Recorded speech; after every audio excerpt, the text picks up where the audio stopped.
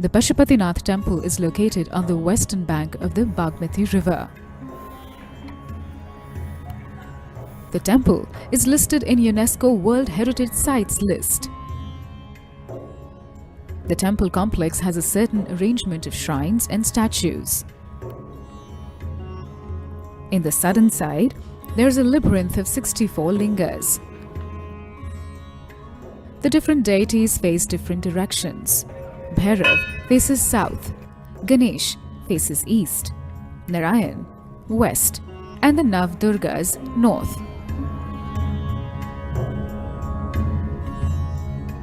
Apart from the four faces of the Pashupatinath Linga, there is a fifth unseen face of the Linga called Ishana, representing the element ether or Akash.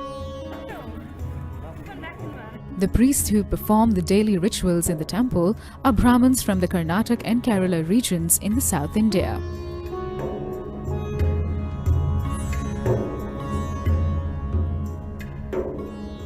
During the Mahashivratri festival, thousands of people arrive by night, take a dip in the cold waters of the Bagmati river and have darshan of Pashupatinath. On the opposite bank of the river are several shrines and courtyards, which offer accommodation to pilgrims during the major festivals.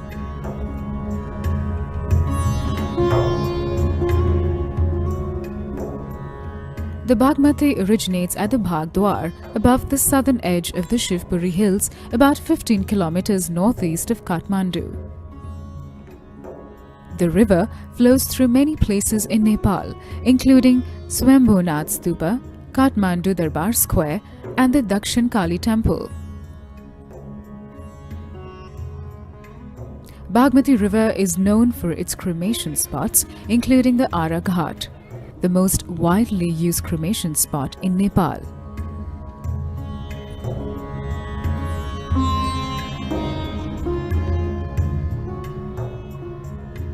The Nepali Hindu tradition says that the dead body must be dipped into Bagmati River 3 times before cremation.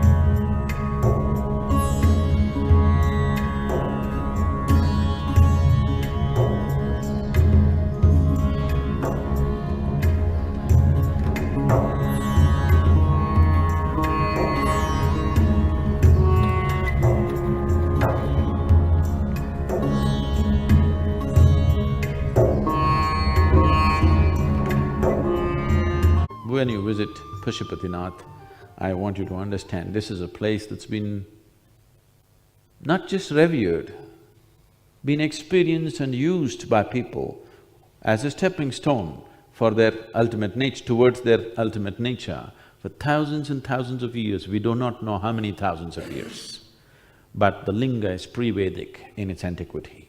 So at least minimum 8,000 years. It's much more than that. So the story and the legend behind this is like this. The Pandavas, you heard of those five?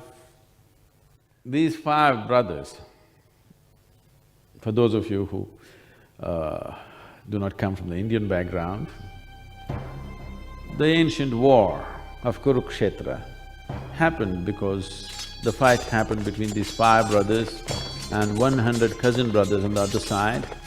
They fought, and it is at this battlefield that Krishna gave the teaching which became the Gita. These Pandavas won the battle. So if you have to win the battle, of course, you have to slaughter so many people, which they did. And the slaughter did not include some strange enemies, it included their own brothers, their close friends, their relatives, their grandfather, their guru. Everybody who mattered to them in their life, they slaughtered because they had to win the war. And now they were struggling with what is called as Gotravada. Gotravada means they killed their own clan.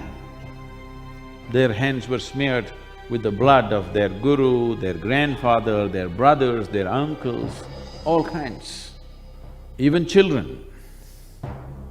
So they wanted to be free of this karma, and they knew nobody else could do it for them. Shiva is the only one who can absolve them of this sin.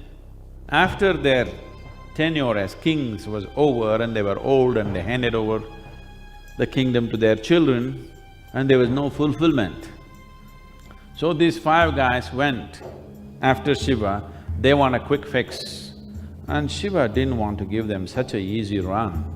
He wanted them to soak in their soup for some time, so that they don't commit such acts again.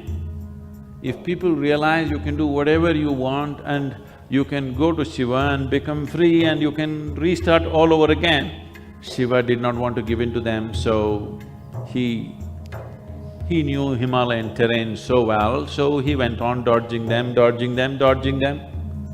But these are doubted people, these are not the giving up kind brothers, otherwise they would have given up long ago, you know. They went after him, went after him, went after him. So Shiva had enough of this hide-and-seek business, so he thought he will get into disguise.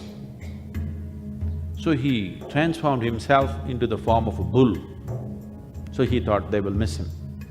But these guys espied that also, and they went after the bull. So the bull ran here, there, but they ran after that. So Shiva, not knowing what to do with these guys, he ran into the ground. When he ran into the ground, the Pandavas, the story goes about to say, that they caught the tail of the bull. Bhima went and caught the tail first, and all the others caught. And even today, if you do not know this, if a bull or an ox refuses to get up, traditionally, the farmers and the cart drivers know this, that if they hold the tail and just do this, the bull will stand up.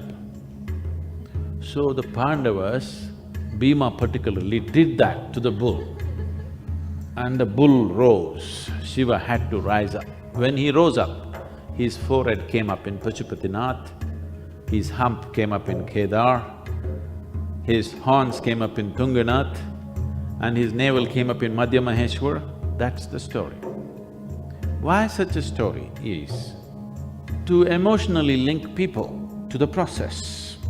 It is a scientific process. But unless people are emotionally connected to something, they cannot keep their mind focused upon that. That's true with you even today, isn't it?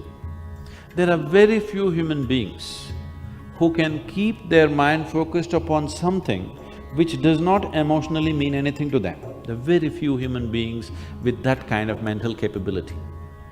All others need to become passionate about it, otherwise they can't keep their mind on anything for 2 minutes. So the story is mainly to get you emotionally charged. Oh, it's Shiva who went in and these guys torturing him, so he came up. So there's a strong feeling about it. Once there's a strong feeling, wanting to go there, wanting to be there in a certain way, wanting to make use of it, is naturally there in a human being. So this is a complete understanding of a human being, how a human being functions, and accordingly a process. Pashupatinath, the linga there, has 4 faces. It's facing… the one face that you will see from the front side is the east face. This is called as Tat Purusha, that means the highest kind of being. The western face is called Sadyojatha. The northern face is called as Vamadeva. The southern face is called Aghora.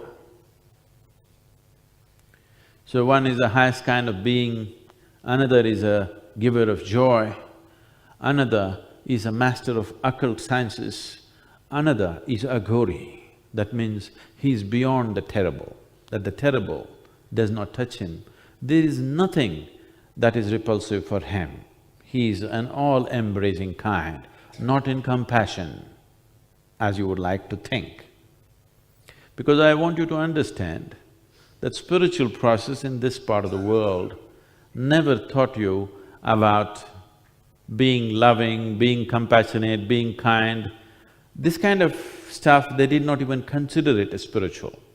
So they thought it was not necessary to teach such things. So Aghori is in an embrace with the existence, not in any kind of emotion, simply because he wants to be like life. Because life is naturally all-embracing. He treats food and his excrement the same way. He treats the dead and the alive the same way. He treats a well-preserved body and a rotting body the same way. Not because he's in love, simply because he wants to become absolute life. He does not want to be trapped in his own psychological process. So that's the southern face. The South Indians, I'm looking at you, right? Shiva looked south with that kind of face, an all-embracing face, not in love, not in compassion, just life. And that quality seeped in to every aspect of South. When I say South, anything south of Himalayas is South,